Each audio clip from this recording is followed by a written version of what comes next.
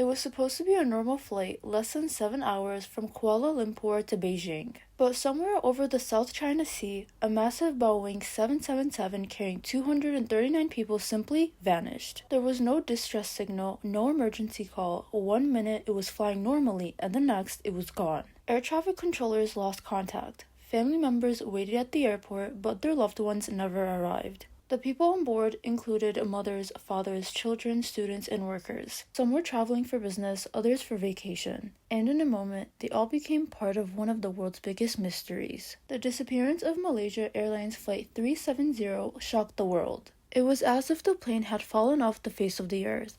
How could something that big, carrying so many people, just vanish without a trace? Governments launched massive search operations. Ships, planes, and satellites were sent out. Experts studied radar data and satellite signals, trying to figure out where the plane went, but no one had a clear answer. Over time, some debris was discovered, fragments of the aircraft washing up on distant shores, but the main wreckage was never found, and without it, the full story remains a mystery. For every clue that surfaced, more questions followed. Did something go wrong with the plane? Was it a mistake, a technical failure, or a deliberate act? Was a pilot involved? Was it hijacked? The theories are many, but none have been fully proven. This is a story of MH370, a story of confusion, frustration, and heartbreak. A story filled with unanswered questions, and a reminder that even in our modern world, where we expect everything to be tracked, recorded, and explained, some things can still disappear without a clear reason. Malaysia Airlines Flight 370, also known as MH370, was a scheduled international passenger flight connecting Southeast Asia with East Asia. Operated by Malaysia Airlines, the flight was part of a well-traveled route used by thousands of passengers every week. On March 8, 2014, the plane took off from Kuala Lumpur International Airport in Malaysia at 12:41 a.m. local time, heading to Beijing Capital International Airport in China.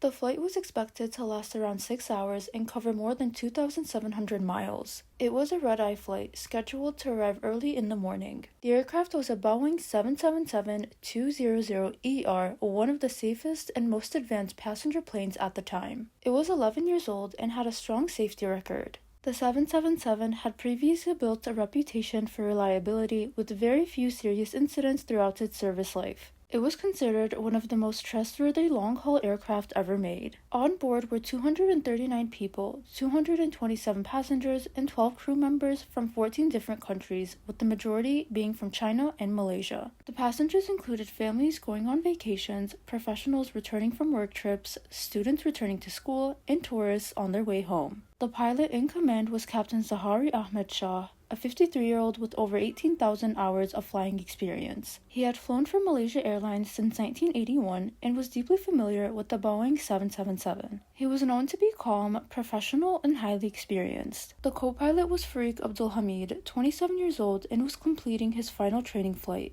He had a promising future ahead of him in the airline industry and was being mentored by Captain Zahari. The weather that night was calm. No storms, no turbulence, visibility was good, and the flight crew had reported nothing unusual. Everything seemed normal as the plane climbed to cruising altitude. Air traffic control had regular contact with the crew until suddenly they didn't. Just 38 minutes after takeoff, while flying over the South China Sea, MH370 disappeared from civilian radar without any warning. No alert was triggered and no calls were made. That was the last time anyone ever heard from the aircraft. In just a few moments, what started as a typical international flight turned into one of the most baffling aviation mysteries in history. Malaysia Airlines Flight 370 took off at 12:41 a.m. on March 8, 2014. Everything seemed normal. The plane was on course, flying at a cruising altitude and sending regular data through its systems. At 1:01 a.m., the aircraft sent its final AC/ARS transmission, a system that shares technical updates with the airline. At 1:19 a.m., the co-pilot spoke his final words to air traffic control, "Good night, Malaysian 370." Then 2 minutes later, the plane vanished from civilian radar. Military radar would later show the plane making a sharp turn west, back over the Malaysian peninsula, then continuing continuing northwest toward the Andaman Sea. This was not part of the original route. It was unexpected, and no explanation has ever been confirmed for why that course was taken. The turn was made manually, suggesting that someone with flight knowledge was at the controls. By 2:22 a.m., the plane disappeared from military radar as well. It was flying in a part of the world with limited radar coverage, particularly over the open ocean, where tracking becomes more difficult. At this point, the plane had become a ghost in the sky, still flying, but completely invisible to the outside world. But it wasn't gone just yet.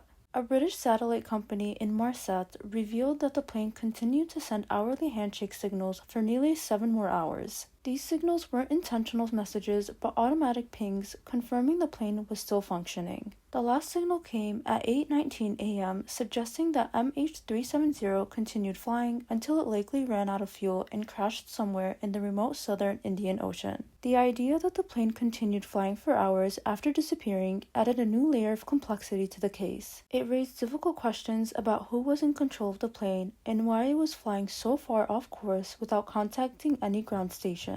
It also deepened the pain for families knowing that their loved ones may have remained in the air for so long. Right after the plane disappeared, dozens of countries jumped in to help. Ships, helicopters, and airplanes searched the South China Sea where the flight was last seen. But after radar and satellite data revealed the plane had turned west and flown toward the Indian Ocean, the search area moved. The new location was a nightmare. A massive empty stretch of ocean southwest of Australia. The sea was rough, the area was remote, and the ocean floor was deep and difficult to scan. Some parts were deeper than Mount Everest. Currents in that region are unpredictable and could scatter wreckage across thousands of miles. Australia led much of the search using deep-sea sonar, underwater drones, and ocean mapping tools. The search covered an area the size of Iceland and became the most expensive search in aviation history, costing over $150 million.